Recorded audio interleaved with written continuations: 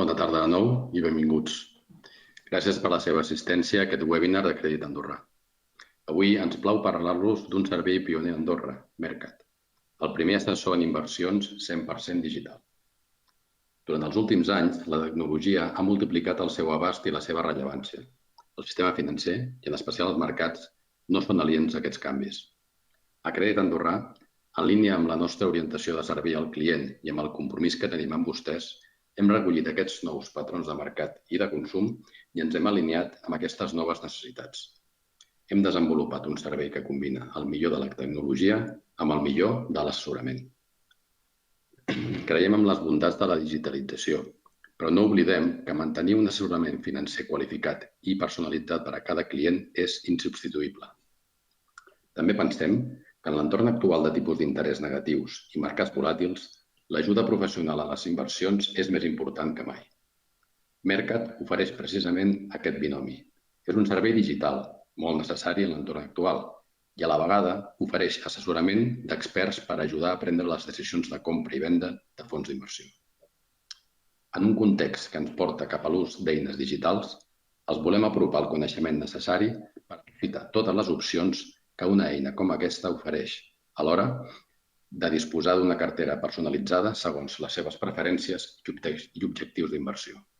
Per això ens acompanyen els senyors Ignacio Fonseca, director de gestió d'actius de Crèdit Andorrà, i Santiago de la Rea, responsable d'innovació i coordinador de projectes digitals. Abans d'entrar en matèria, em permetran que els presenti la mecànica del webinar. Per un millor desenvolupament de la sessió, hem silenciat els micròfons i apagat les càmeres. Tenen la possibilitat de fer preguntes a través del xat per clarificar conceptes o ampliar aquella informació que sigui del seu interès. El xat el poden obrir clicant en una fletxa vermella que apareix a la seva pantalla. Anirem recollint les preguntes que contestarem al final de la sessió. Esperem que la conferència sigui del seu interès. Gràcies per acompanyar-nos i cedeixo la paraula al senyor Ignacio Fonseca.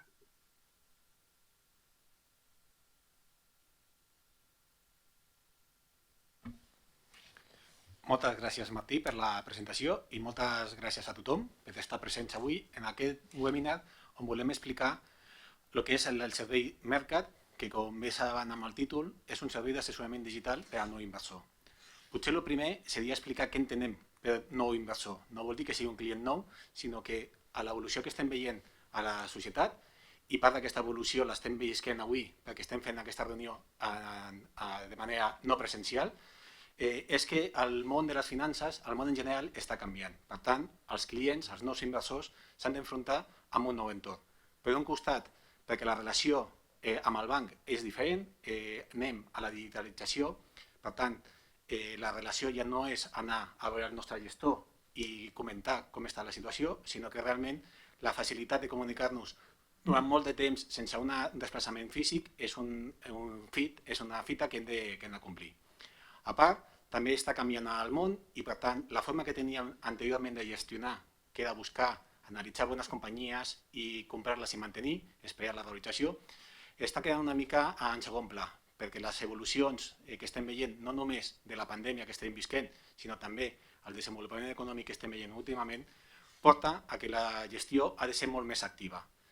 Ara, quan busquem millorar el rendiment d'una cartera, no basta només en buscar les bones empreses, sinó també haurem d'estar pendents de quin serà el país que liderarà el creixement econòmic mundial. Saben que hi ha la lluita actualment entre potències que puguin ser Estats Units, Xina i Europa, que queda una mica en tercer nivell. A part dels països que lideraran el creixement, també a nivell sectorial el comportament dels sectors està canviant.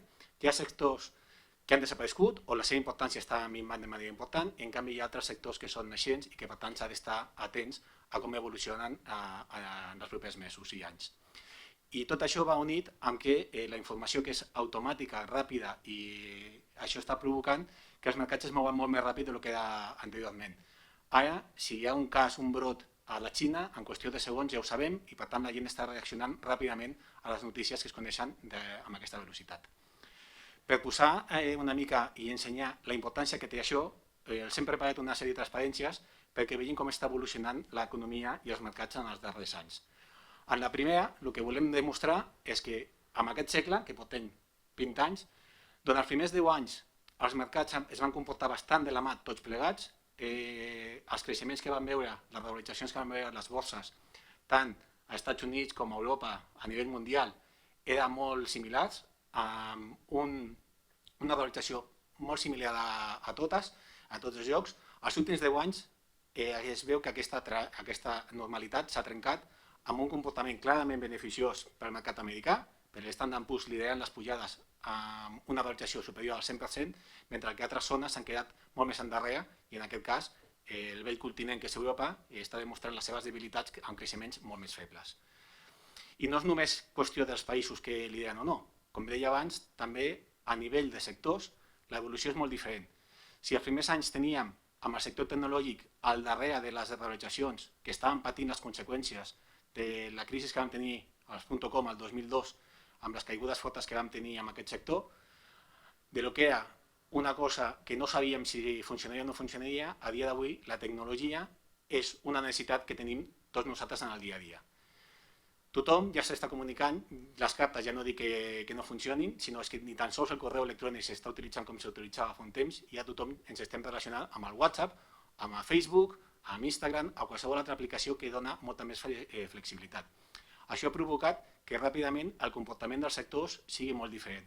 Si fa un temps els industrials, els que eren més estables, lideraven els guanys, teníem químiques, industrials o elèctriques liderant les pujades dels mercats, actualment aquestes han quedat en un tercer pla i el que està pujant és tot el que tingui a veure amb el consum i amb la tecnologia. Per tant, no només la tecnologia que entenem Apple, perquè a tothom ens agrada tenir un iPhone i el nou telèfon, sinó totes les empreses que estan vinculades amb el que és la venda online, amb pujades importants que hem vist a moltes d'aquestes companyies. El poder detectar aquests trencaments disruptius amb l'economia és molt important i, per tant, aquí l'assessorament d'un professional serà molt important per fer millorar el rendiment de les carteres. I tot això ha vingut unit amb una volatilitat molt ràpida. Com comentava abans, la informació corre molt ràpidament, de seguida tenim informació del que està passant a l'altre costat del món i, per tant, les reaccions del mercat són viscerals. Una prova l'hem viscut aquest any, amb el cas de la pandèmia, amb els mercats corregint de manera abrupta en qüestió de setmanes, poques setmanes, 2 o 3 setmanes, però després una recuperació ràpida també en les següents 3 o 4 setmanes. Hem vist en qüestió de mes i mig, 2 mesos, un comportament de cicle econòmic que normalment a les borses veiem que passava en 3 o 4 anys. Per tant, el reaccionar ràpidament a el que està passant en el món és molt important. D'aquí és aquesta necessitat de combinar el món digital amb un bon assessorament professional que ens permeti anar adaptant-nos ràpidament als canvis que es produeixen al mercat. I en aquest àmbit és en el que volem tornar a explicar el llançament de la plataforma de Mercat, que és el primer assessor digital que es va llançar aquí al país. Assessor financer que el que intentarà és posar sempre a l'abast dels nostres clients les millors optatives per poder invertir. Les característiques principals d'aquest mercat és que fem carteres de fons d'inversió. Per què? Perquè al final invertir en fons d'inversió ens dona la possibilitat d'invertir arreu del món amb poc import, tenir una gran diversificació, per tant, no oblidar-nos d'invertir en sectors importants o en països importants i d'aquesta manera està sempre el que diríem al dia del que està passant amb els mercats. I d'una manera, sense tenir un gran patrimoni, permet tenir una cartera ben diversificada. A més, està oberta a tothom, ja que l'onboarding, després ho explicarà Santi com es fa el procés, però és en línia i, per tant, és molt ràpid d'accedir a aquest servei. Assessorament professional i personalitzat, perquè no és la mateixa cartera per a tothom. Tenim 5 perfils de risc, perquè cada client és diferent, cada client voldrà invertir més o menys, tindrà una expectativa de rendiment i això portarà a assumir un cert risc, per tant, podrem discernir entre el perfil de cada un dels nostres clients, però no només això, que quedaríem personalitzat, no totalment, perquè 5 perfils tampoc dona per tenir una gran varietat, però sí que és veritat que quan fem una proposta d'inversió no és només se li presenta al client una única oportunitat, sinó per cada una de les opcions sempre hi ha una segona inversió per si el client vol canviar o perquè no li agrada el fons que li estem proposant, però sempre tenir una segona oportunitat per poder anar adaptant la cartera de cada client a les seves preferències. Està pensat perquè sigui un assessorament. Això vol dir que des del banc enviaríem la proposta al client i el client acabaria decidint. També, per a aquells clients que al final volen decidir que la decisió la fem nosaltres, també tindrem la possibilitat de delegar la gestió al banc amb el que seria l'autopilot, en el que directament nosaltres prendríem les decisions pel client. El fet de també aquesta plataforma de mercat permet que la relació amb el banc sigui digital. Ja no hi ha necessitat de saber si el banc està obert o no està obert, si hem d'esperar de dilluns a divendres per poder fer els canvis a la cartera, sinó el fet de que sigui tot digital, el client pot accedir a les seves posicions i a les propostes que l'estem realitzant les 24 hores del dia, 7 dies a la setmana, 365 dies a l'any. Per tant, en el moment que el client tingui l'oportunitat de mirar la seva posició, podrà accedir amb ella i decidir si vol tirar endavant la proposta que hem fet o no. En aquest sentit, també és important que sigui via fons, perquè llavors, amb un fons d'inversió, el fet de comprar a les 5 o a les 3 de la tarda no és tan important perquè cada fons té només un valor liquidatiu en el dia. I per últim, el fet de poder relacionar-nos amb tots els nostres clients de manera digital fa que el temps de resposta als canvis pugui ser bastant ràpid. En el moment que nosaltres veiem un canvi de mercat, podem treballar ràpidament en crear les propostes, enviar-li al client i ja sigui el client en el moment que pugui accedir amb el seu aplicatiu poder contestar si vol o no vol aquest tipus de proposta, portar-la a terme o no portar-la a terme. Llavors, com podem veure, és una eina que ens permet estar al dia, tenir un bon assessorament i poder millorar el rendiment de les carteres. A mode d'exemple, els vull compartir amb vostès informació que és una mica privilegiada, que és la cartera model d'un perfil equilibrat, entenent com a perfil equilibrat aquest client que vol tenir 50-50, 50% en productes de renda fixa amb un risc limitat i el 50% de renda variable per intentar maximitzar el seu rendiment.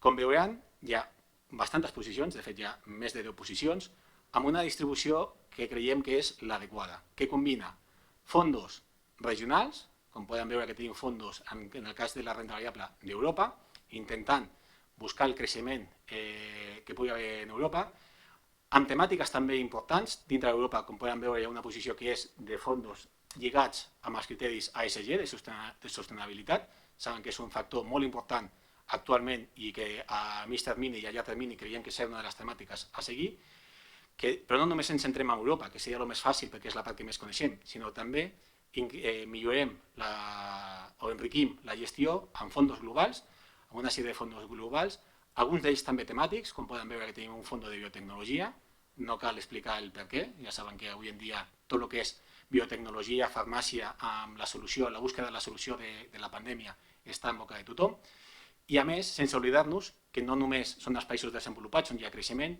sinó també en països emergents pot haver oportunitats, i per això també donem pas i entrem al fons amb fons també emergents.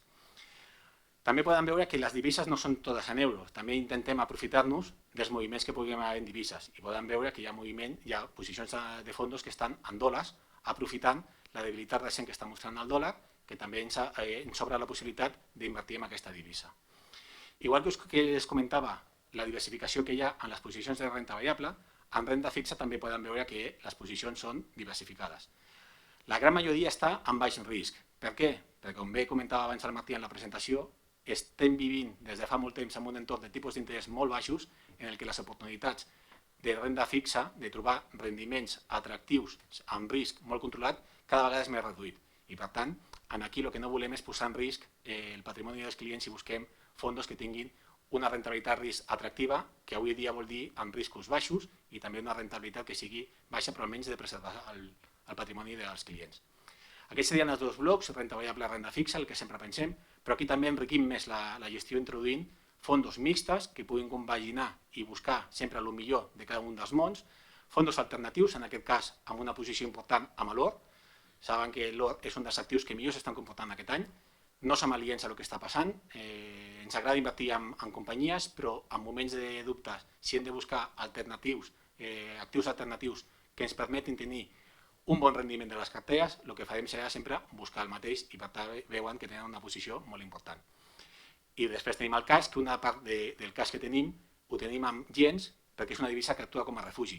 Amb l'entorn actual que estem amb molts dubtes, No hem d'oblidar que encara estem negociant el Brexit, tenim eleccions als Estats Units dintre de 2 setmanes, tenim l'evolució de la pandèmia que no sabem com aniran els confinaments, si seran selectius o seran globals. Llavors, en aquesta situació de dubtes, el que volem també sempre és preservació del patrimoni dels nostres clients i busquem actius que ens permetin aquesta vessant. Com veuen, la cartera diversificada sempre l'anem modificant, anem fent les propostes que convinguin, sempre no hi ha límit de fer propostes, són propostes il·limitades. Hi haurà anys que hi haurà moltes propostes, hi haurà mesos que no hi haurà propostes, perquè el mercat segueix una tendència i no dona pas a fer gràcies propostes, però sempre estarem atents a el que vagi esdevenint i les previsions que puguem tenir de lo que pot fer els mercats els propers mesos per anar proposant als clients sempre la millor versió possible de la seva cartera. Fins aquí tot són paraules i veuen les xifres. Per últim, també volia ensenyar-los el que ha sigut l'evolució de les carteres que estem gestionant amb aquesta plataforma des del 2017 que tenim. Veuen la línia verda, que seria l'evolució de la cartera, el rendiment que s'ha obtingut, que si vam invertir 100 euros a finals del 31 de desembre de 2016, al tancament de setembre teníem més de 115, per tant un rendiment d'un 15% en aquests 3 anys, no arriben, per tant un rendiment molt atractiu, tenint en compte que han sigut anys molt complicats. Amb la línia negra el que volem ensenyar seria el que ha fet el mercat. Per una cartera equilibrada seria 50% invertit amb l'Euribor a 12 mesos i 50% invertit amb el mercat de renta variable europea. Com poden veure, el comportament és clarament millor amb la cartera assessorada i el més important, si miren les variacions que s'han produït, en moments de caigudes com la que vam viure aquest any o caigudes anteriors que havíem viscut el 2017 o 2018, la cartera sempre cau menys, evidentment no podem parar tots els cops que es produeixen al mercat, però sí que tendim a intentar parar les evolucions negatives dels mercats sense perdre la pujada quan el mercat comença a recuperar-se. I això es veu molt bé amb el comportament que hem tingut aquest any, amb la caiguda que vam tenir el mes de març, menys que el mercat, una miqueta menys que el mercat van caure, però mentre el mercat està tenint una recuperació més lenta, la cartera s'ha comportat molt millor i bàsicament aquí es deu sobretot a la composició de la cartera que els ensenyava abans. Aquesta diversificació que hi ha entre estratègies, sectors, països i divises ens permet, el que veuen en la gràfica del comportament, tenir un comportament molt bo a llarg termini. No oblidem que això és inversió en mercats financers, el rendiment no el podem esperar a un mes vista, hem de pensar en anys vista i per tant que amb la paciència i un bon assessorament els fruits acaben arribant. Aquesta és la part que els volia explicar. Ja cedeixo la paraula al Santi perquè expliqui més el funcionament en si de lo que és el mercat. Molt bé, moltes gràcies, Nacho. Doncs bé, quan vam dissenyar el servei de mercats, la plataforma, el producte, teníem que pensar com agafar tot aquest coneixement que l'equip del Nacho posa en marxa i com podíem agafar i traslladar tot aquest coneixement cap al client per assessorar-lo de forma correcta. Sortíem d'un servei que era 100% presencial, en el qual des del moment en què l'equip d'inversions decidia que s'havia de fer un canvi en la cartera, se li comunicava al gestor, el gestor tenia que trucar al client, quedar amb ell, fer-lo venir al banc per poder-li explicar i després de certes negociacions respecte a quina era la composició de la proposta final, executar aquestes ordres. Això es podia dilatar en el temps fins i tot una setmana i en el panorama anterior a l'actual això era acceptable, però evidentment, tal com s'estan movent les coses, tal com deia el Nacho, ja no estem en una situació de compra i manté, sinó que ens hem d'adaptar molt ràpidament al mercat. Llavors, a nivell filosòfic, com vam voler traslladar això perquè el client, de forma ell tot sol, perquè només té al cap i a la fi el que té és una pantalla que li està donant informació i ja no té un gestor que li està donant aquesta informació. Llavors vam pensar quins són els punts bàsics necessaris perquè el client pugui tot sol prendre les decisions i executar-les ràpidament. I llavors vam establir que hi havia 3 pilars que s'havien de respectar. El primer és claredat i transparència, és a dir, tot el que rebés el client teníem que eliminar el màxim nivell de dubtes que poguéssim provocar-li al client amb la informació que li donàvem.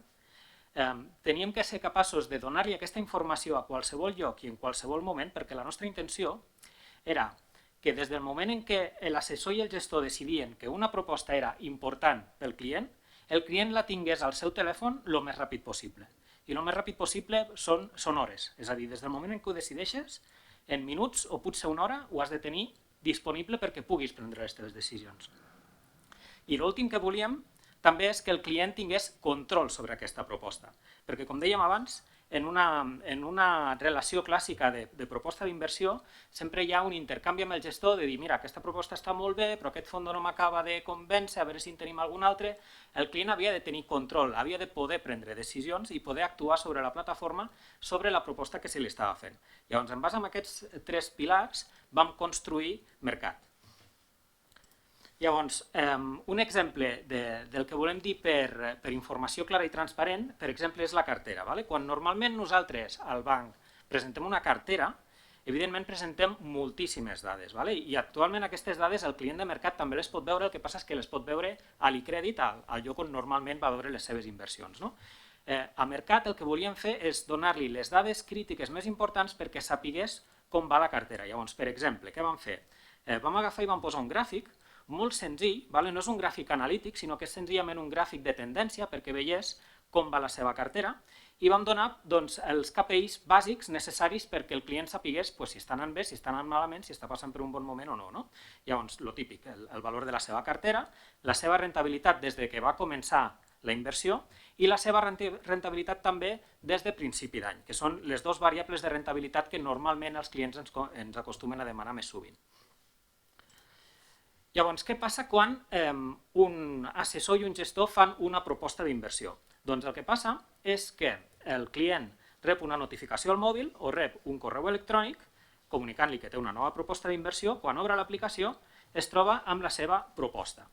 La proposta també l'hem volgut simplificar al màxim perquè el client la pugui entendre molt ràpidament. No volem que un client s'hagi d'estar més de 5 minuts analitzant una proposta per entendre si la vol acceptar o no la vol acceptar. Llavors, com ho vam fer això? Per començar vam posar un primer apartat amb els principals canvis proposats de la cartera. Coses com, per exemple, mira, aquesta proposta implica un canvi en la teva cartera del 29%, és a dir, que mourem el 29% de la teva cartera amb aquest canvi. Vull dir, és un canvi rellevant, te l'has de mirar. Augmentarem la teva posició en Europa, augmentarem la teva posició en divisa estrangera. Els bàsics insights que en diem que són necessaris perquè el client tingui una primera sensació de quin és l'impacte d'aquesta proposta. També hem de dir que no enviem mai una proposta que tingui canvis molt residuals. No volem que el client perdi temps en propostes que no mouran la seva cartera pràcticament en res. Han de ser canvis lo suficientment rellevants com perquè el client li dediqui temps. Llavors, a banda d'això, posem 2 apartats, que és l'apartat de què et recomanem que compris i l'apartat de què és el que et recomanem que venguis. Molt senzill, només la posició, el nom del fons que volem que compri o que vengui i en quina proporció respecte a la seva cartera és aquesta compra o aquesta venda. Amb això nosaltres entenem, i els clients fins ara ens han donat la raó, que amb això és molt fàcil entendre quina és la seva proposta d'inversió de forma molt ràpida. Llavors, en el moment de la personalització i el control, què hem ofert? Doncs, com deia el Nacho abans, a l'hora de la proposta, si nosaltres, per exemple, et recomanem comprar un fons i aquell fons per qualsevol cosa no el vols comprar perquè no t'agrada la gestora o perquè aquell fons ja el tens en una altra posició i no vols tornar-lo a tenir, per cada fons, per cada proposta de compra, nosaltres sempre posem també una alternativa, que és un fons que té un comportament molt similar però que és d'una altra casa, perquè puguis tenir l'opció de diversificar si t'interessa. A banda d'això, un cop ja tens la teva proposta, l'acceptes, veus que és una bona proposta i estàs d'acord en tirar-la endavant, passem a una següent fase, que és la fase d'execució. Perquè potser t'interessa la proposta que t'hem fet, però no t'interessa executar-la en la seva totalitat. Llavors, per totes i cadascuna de les operacions que nosaltres et proposem, el client té l'opció, si ho desitja, de operació a operació decidir si aquella operació la vol realitzar o no la vol realitzar. Per exemple, si estic d'acord amb totes aquestes compres, menys aquesta que no m'interessa. Per ajudar el client a prendre aquesta decisió, també posem una petita pantalla dinàmica que el que fa és mostrar-li en temps real com quedarien les seves línies de perfil per enterar-se de si s'està passant de la seva línia de perfil, perquè si, per exemple, és un client amb un perfil equilibrat i la seva selecció d'operacions fa que es passi, per exemple, de renda variable, Doncs sí que li deixarem fer l'operació, però l'avisarem, li direm, atenció, t'estàs passant de renda variable, t'estàs sortint del teu perfil, estàs assumint més risc del que hauries d'estar assumint. D'aquesta manera li donem aquest nivell de control i personalització en cadascuna de les propostes que enviem al client. Evidentment, tota aquesta informació és molt sintetitzada, però nosaltres volem afegir tota la informació detallada de cadascuna de les propostes. Llavors, a banda de la informació sintètica que li donem a l'aplicació, sempre li donem l'opció des de dins de l'aplicació de descarregar-se un PDF amb tota la informació detallada de la proposta d'inversió per si el client, per qualsevol cosa, en comptes d'executar-la en aquell precís moment, doncs se la vol mirar amb una mica més de carinyo i vol analitzar-la una mica més. I a més, posem a la seva disposició una línia de WhatsApp directament amb el gestor perquè pugui respondre tots els dubtes que pugui arribar a tenir el client. És a dir, evidentment pot trucar al gestor en qualsevol moment, però vam pensar, com que tothom està fent servir WhatsApp i és un sistema síncrono que va molt bé, doncs posem una línia de WhatsApp perquè el client pugui contactar amb el gestor que li resolgui qualsevol tipus de dubte que tingui sobre la proposta en qüestió. I això és en quant al servei. Ara bé, com ens donem d'alta? Perquè l'alta també ha de ser digital. Una cosa que no volíem és, ja que fem tota l'experiència del servei digital, a veure si podem agafar i fer que l'alta al servei també sigui 100% digital. I això, en el món de banca, aquí a Andorra i en banca més aviat privada, doncs no és fàcil, és a dir, ens ho vam tenir que treballar bastant bé, perquè és molt fàcil agafar i posar un formulari amb 70.000 preguntes, el que no volíem és que el client tingués que omplenar 70.000 camps des d'un mòbil, perquè no és còmode per ningú. Llavors, què vam fer? Les úniques dades que ha d'entrar manuscrites, és a dir, picades manualment, són les del primer registre. És un registre molt senzill, en el que només ha de posar nom, cognom, el seu número, la seva adreça i escollir una contrasenya, i a partir d'aquí ja no ha de registrar res més en el telèfon. A partir d'aquí ja tot són preguntes i una videotrucada al final. Llavors, la primera part, un cop t'has registrat, el primer que volem fer és conèixer una mica millor amb aquesta persona que potencialment serà client. I que, no ho he dit, però és independent que ja sigui client de Crèdit Andorra o no. És a dir, una persona que no és clienta de Crèdit Andorra pot descarregar-se l'aplicació, donar-se d'alta al servei i al final de l'alta del servei ja serà client de Crèdit Andorra només per aquest servei. És una cosa que també trobem que és bastant còmoda. Llavors, volem conèixer el client una mica millor. És a dir, comencem fent unes preguntes de quins són els seus objectius d'inversió, quina és la seva aversió al risc. També li deixem escollir quines geografies li interessen més i quines geografies li interessen menys, i a partir d'aquí ja el primer que li diem és, doncs mira, segons el que m'estàs explicant, tu ets un inversor d'aquest tipus. Jo vaig fer el test la setmana passada per fer la prova, i aquests pantallazos, que són meus, de fet, i em va sortir, doncs mira, soc un inversor equilibrat. No només m'explica això, sinó que també em dona un petit insight de com seria la composició de la cartera. No amb els fons de forma explícita, però sí que em dona una mica d'argumentari de com seria la meva cartera si acabés invertint en mercat. Diguem que m'interessa, és a dir, d'acord, m'agrada el que veig, vull ser client de mercat i de Crèdit Andorra. El següent que toca és una videotrucada en la qual el tractarà, o serà una videotrucada amb un gestor de Crèdit Andorrà, i en aquesta videotrucada el que passarà és que per un costat agafarem una digitalització del seu document d'identitat, i agafarem un selfie per comprovar que el document d'identitat i el selfie quadren, i durant la videotrucada també farem una entrevista amb el gestor per tot el que és el típic Know Your Client, etc. És a dir, totes les preguntes que li volem estalviar al client que no tingui que escriure durant l'onboarding, les fa el gestor en aquest moment. Un cop ha passat aquesta videotrucada, enviem el contracte d'assessorament i d'apertura de compte directament des de dins de l'aplicació perquè el client ho signi tot digitalment, de manera que no ha de passar per l'oficina per res. I bàsicament això és el servei explicat de forma una mica sintètica i bastant ràpida, però el que volíem aconseguir és això, no? Volíem un assessorament financer personalitzat, perquè totes les carteres al principi són iguals, però a mesura que el client va acceptant propostes i fent alguna modificació, al final totes les carteres són diferents. Totes dins de perfil, però totes diferents.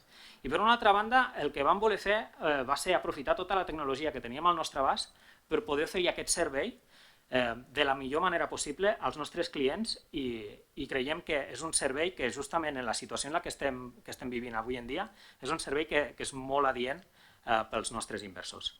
I bueno, crec que bàsicament això és tot, així que moltes gràcies.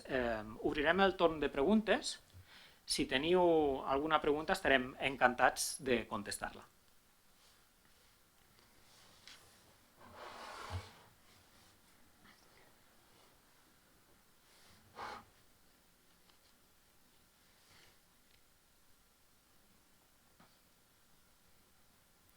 Molt bé, doncs hem rebut bastantes preguntes, així que posem fil a l'agulla, Nacho? La primera és per tu. Com explica les polítiques dels bancs centrals? No són aquestes polítiques les que han fet que al març les borses s'hagin recuperat més ràpid? Sí, de fet, les actuacions dels bancs centrals fa molt temps que el que estan intentant és arreglar els problemes que estem tenint des de la crisi financera del 2008 i, evidentment, la reacció forta que hem vist amb els mercats després de la pandèmia no només ha sigut l'actuació dels bancs centrals, que també, sinó també de tots els governs. Aquest any, per primera vegada, estem veient una actuació conjunta de polítiques fiscals, que són les que fan els governs, i polítiques monetàries que fan els bancs centrals. Els bancs centrals han fet el poc que li quedava més, perquè no hem d'oblidar que els tipus d'interès ja estaven en territori negatiu a Europa i baixos als Estats Units, i el que han fet és baixar-los encara més. Incrementar la recompra d'actius, posar més diners a l'economia per evitar que la pandèmia i el confinament provoqués una gran recessió. Però la gran ajuda aquest any també ha sigut que tots els governs poden mirar, qualsevol govern que sigui, han anunciat polítiques fiscals importants amb un pes molt important del PIB, que el que han fet és, en termes tenístics, seria salvar el match point que al mes de març teníem. El partit encara està en lloc, i ho estem veient amb l'evolució de la pandèmia, i en què les mesures s'estan allargant en el temps, però sí que és veritat que el que estan intentant fer governs i bancs centrals és navegar com poden en una situació que no és gens fàcil, que és la pandèmia. I, evidentment, els mercats sempre es mouen en funció de les expectatives i de les actuacions que tenen les autoritats monetàries i fiscals. Molt bé, moltes gràcies. Tenim una altra pregunta que és: quina és la inversió mínima en euros? És un actiu, és una plataforma de mercat que està oberta a tots els clients. De fet, la inversió mínima serien 25.000 euros, perquè pensem que és la inversió mínima per poder fer una cartera diversificada en qualsevol dels actius. Sí que és veritat que 25.000 euros, depèn per aquí, pot semblar molt, però pensem que és un actiu de banca privada que 25.000 euros seria un patrimoni molt baix i que pensem que pot ajudar a que els petits inversors, gent jove que comença a tenir un cert patrimoni, pot ajudar a que vagin incrementant el seu coneixement financer, perquè no ho hem mencionat, però del fet que sigui un assessorament i que fem propostes i que puguin tenir accés a consultar dubtes amb els gestors, també és una eina de formació.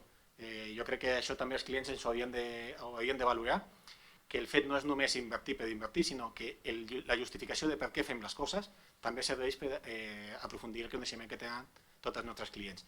I en aquest sentit hem posat un mínim baix per no tancar la porta a ningú. Molt bé, gràcies. Tenim més preguntes, tenim un munt de preguntes. Pregunten: l'app funciona en iOS, Android i també des de la web? Doncs sí. És una aplicació que us la podeu descarregar des de l'App Store d'Apple, des del Google Play d'Android, i també la teniu disponible en versió web. I qualsevol cosa que inicieu des d'un sistema el podeu acabar des de l'altre, és a dir, podeu veure la proposta al mòbil i si llavors continueu a l'aplicació web podeu fer-ho sense cap problema. A mi personalment m'agrada començar pel mòbil i si tinc que mirar-me una mica més la proposta, llavors passar directament al web i acceptar-la des d'allà. Què més? Nacho, aquesta és per tu. Com se seleccionen els fons proposats? La veritat és que quan els he posat a la cartera model semblava molt fàcil, no? Posem una sèrie de noms i ja està. Al darrere hi ha una feina molt important. De fet, en el banc tenim un departament específic que és de selecció de fons, que el que fem és analitzar Tots els fons, en funció de la visió que tenim del mercat, de lo que decideix el comitè d'inversions, de quins són els sectors, quins són els països, quins són els actius que volem potenciar a les nostres carteres, aquest equip de selecció de fons el que fan és buscar, dintre del món que hi ha molts fons, anar a fer una selecció quantitativa, quins són els que presenten un millor perfil, millor rendiment, menor volatilitat, i un cop seleccionat una cistella curta de fons, fer un anàlisi qualitatiu, que vol dir conèixer a la gestora que hi ha al darrere, com estan fent els processos, i estar segurs que els processos que ens diuen i la política d'inversió que ens diuen és la que estan duent a terme. Per tant, hi ha una feina molt important. Evidentment, abans dèiem que havien de ser molt ràpids. Què passa? Que quan fem la proposta, tota aquesta tasca que dic que és immensa s'ha fet amb anterioritat. Ja tenim feta la selecció de fons per cada una de les tipologies dels actius, de manera que quan decidim introduir un actiu determinat, ja hem fet la preselecció i ràpidament podem posar a l'abast dels nostres clients els millors fons que hem trobat. De fet, amb els fons que veiem, avui en dia molta gent està ja habituada a mirar per internet. Morningstar és una de les coses que més es miren. Busquem, allà els nostres clients poden veure que els fons que estem seleccionant surten ben ranquejats amb aquests rànquings independents, perquè sempre intentarem posar a l'abast dels nostres clients el millor de tots els mons, independentment de que la gestora sigui gran, sigui petita. No tenim cap inconvenient en buscar boutiques de gestores de fons, sempre i quan el rendiment que s'estan aportant és bo i consistent al llarg del temps. Per tant, una feina que és analitzar fons, primer pas quantitativament, dades fredes, rendiments, volatilitats i comportament històrics, i després la part qualitativa de parlar també amb les gestores i fer el control de qualitat propi que hem de fer abans de fer qualsevol tipus d'inversió. Gràcies, Nacho. La pregunta és: hola, voldria saber si Mercat té algun component d'intel·ligència artificial al darrere de les propostes d'inversió. Doncs no, actualment no utilitzem cap algoritme d'intel·ligència artificial a l'hora de generar les propostes d'inversió. Sí que hi hem posat molta intel·ligència als processos i sí que hem fet proves amb diferents tipus d'intel·ligències artificials per veure si podem eficienciar alguna part o una altra del procés. Però actualment tot el que es fa en quant a propostes d'inversió és el treball qualitatiu de l'equip del Nacho i de tot l'equip d'inversió que tenim. Què més? Aquesta és interessant. Esteu segurs que WhatsApp garanteix totes les normes de seguretat i privacitat? No teniu un altre sistema que pertany al banc? O un altre sistema més segur que WhatsApp? Entenc la preocupació, a ningú li agrada que l'equip de Facebook pugui llegir els nostres missatges. Evidentment, nosaltres el canal de WhatsApp el posem sobretot com una facilitat i una comoditat pel client. Vull dir que totes les converses es poden iniciar per WhatsApp, però això no vol dir que totes les converses s'hagin d'acabar per WhatsApp. És a dir, que si, per exemple, tens un dubte sobre la teva proposta i estàs parlant d'algun tema delicat o que no vols que estigui dins de WhatsApp per qualsevol raó, tenim altres mitjans pels quals es pot fer la comunicació, ja sigui trucada telefònica, ja sigui correu electrònic, ja sigui el sistema de missatgeria privada que tenim a dins de l'eCredit, o si al final no hi ha cap altra alternativa, fins i tot una visita presencial ben securitzada es podria arribar a fer. És a dir, que el WhatsApp el tenim per la comoditat del client. No és necessari utilitzar-lo, tenim altres vies de comunicació. Molt bé, em pregunten, Nacho, a veure, aquesta la tenia per aquí, si es pot variar la quantitat dels fons que es proposen. Sí, com abans us ensenyava el Santi, la personalització que hi ha al respecte es pot fer sempre i quan, que també ho explicava, que no trenqui el que és el perfil del client. Sempre hem de tenir molt en compte que la proposta que nosaltres enviem és adequada, compleix tots els requisits del perfil del client. Si el client la vol personalitzar, haurà d'anar en compte que amb els canvis que estigui fent no trenqui aquest equilibri. A part d'això, sí que el client pot dir, jo el que vull és, estic d'acord, però vull comprar la meitat. Quan és comprar menys no hi ha problema, perquè sempre està dintre del perfil. El problema és si el client vol comprar més. Si el client vol comprar més, això és molt més problemàtic perquè podem arribar a tenir una cartera no idònia pel client i per tant aquí tindríem un problema per el tema de regulació. Per tant, es pot modificar, però amb certes restriccions que sempre és complir el perfil que tingui marcat el client amb el contracte d'assessorament. Molt bé. Gràcies, Nacho. Vejam. Què més tenim per aquí que no haguem contestat ja? Doncs de moment... Tenim una última pregunta, és més aviat tècnica i més aviat d'incidència. És: com a client de mercat tinc molts problemes per acceptar propostes des de l'iPhone. Doncs sí, a l'iPhone ens dona problemes, és veritat. Cada vegada que hi ha una actualització hem de córrer nosaltres al darrere per fer les millores necessàries per poder mantenir i garantir el servei. Des de luego, no ens esperàvem que fer aplicacions natives fos tan time consuming, però estamos en ello i intentem millorar-ho cada vegada i amb la millor velocitat possible. Com sempre, i evidentment, si hi ha qualsevol problema, es pot posar en contacte amb el seu gestor i intentarem arreglar la incidència el més ràpid possible.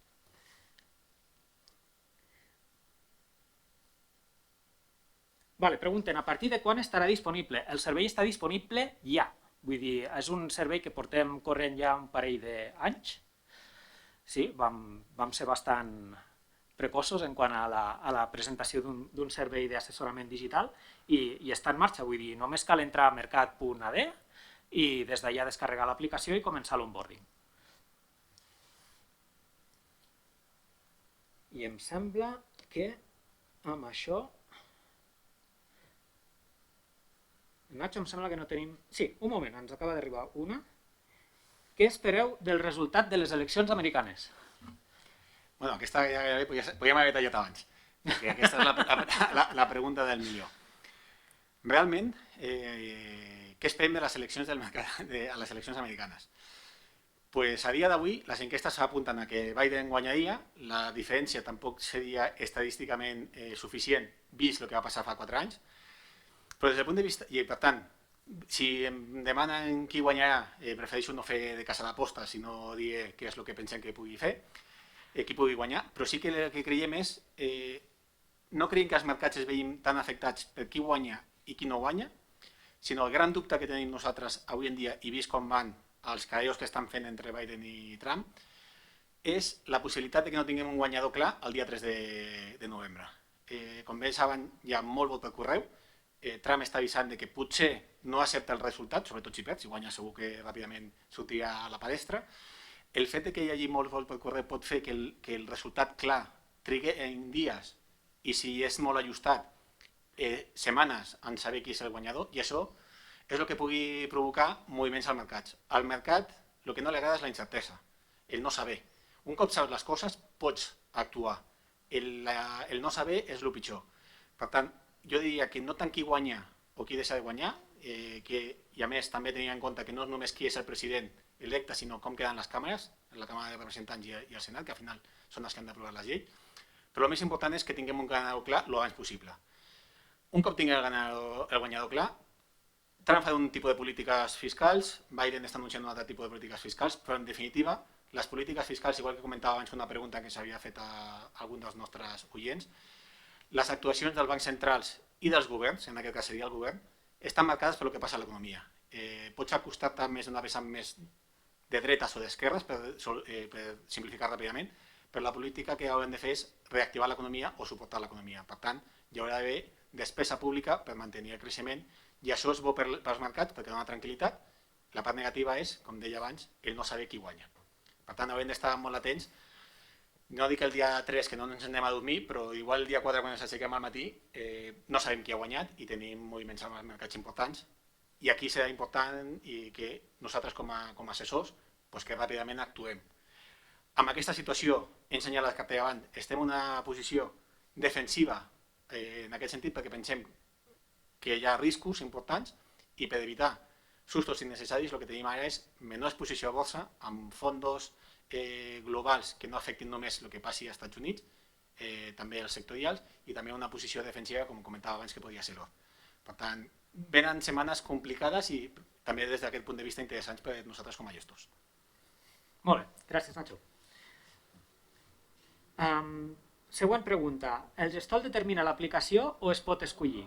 Bé, per mercat tenim gestors especialitzats, d'acord? Tenim uns gestors que anomenem e-gestors, que són els gestors que es dediquen als clients del servei mercat.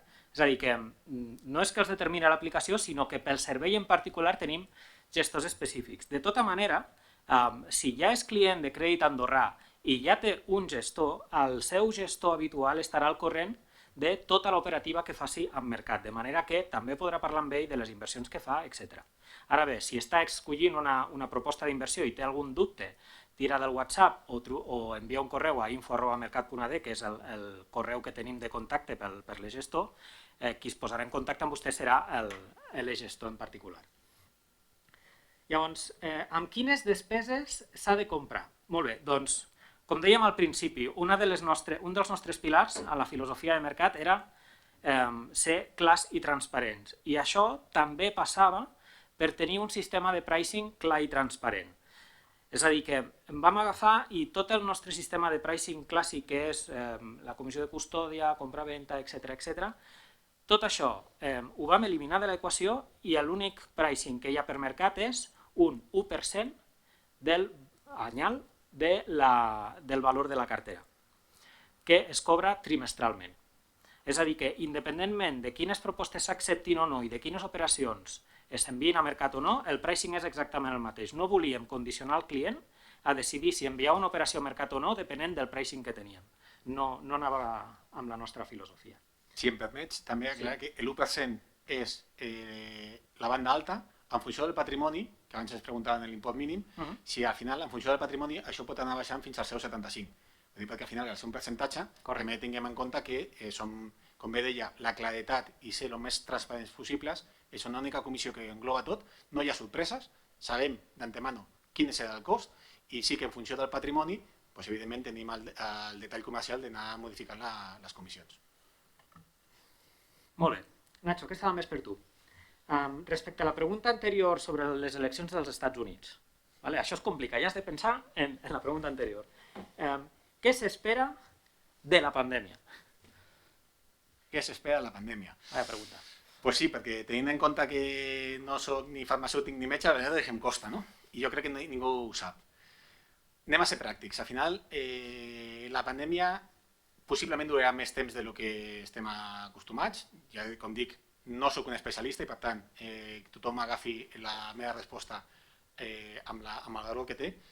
Sí que és cert que mai en la història s'havia vist una dedicació tan absoluta a l'estudi i a la búsqueda d'una vacuna. Lo normal que pugui passar?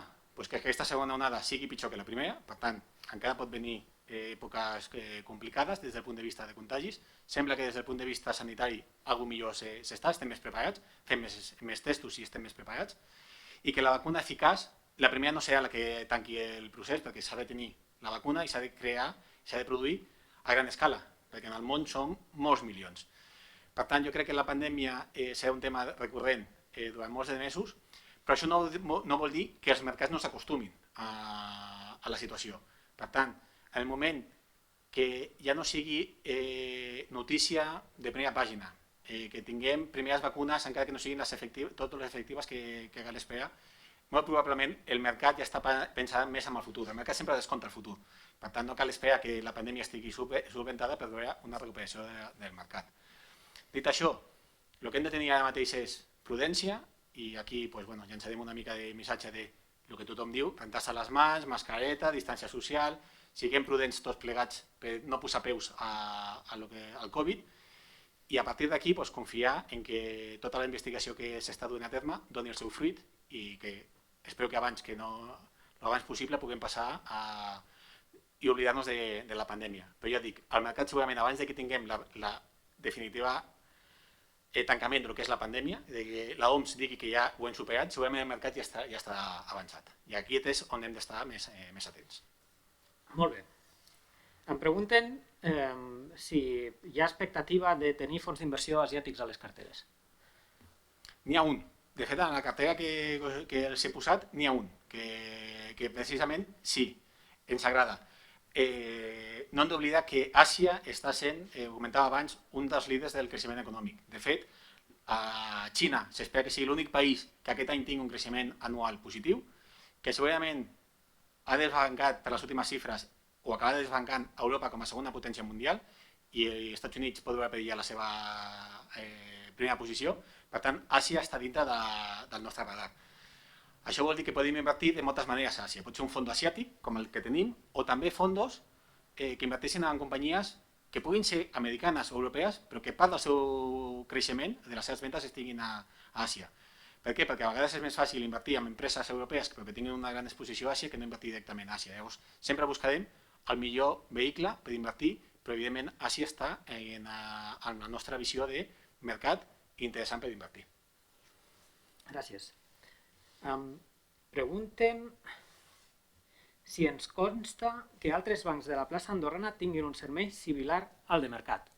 A mi no em consta que cap altre banc de la plaça tingui un servei similar al de mercat o com a mínim que tingui les funcionalitats que té el nostre.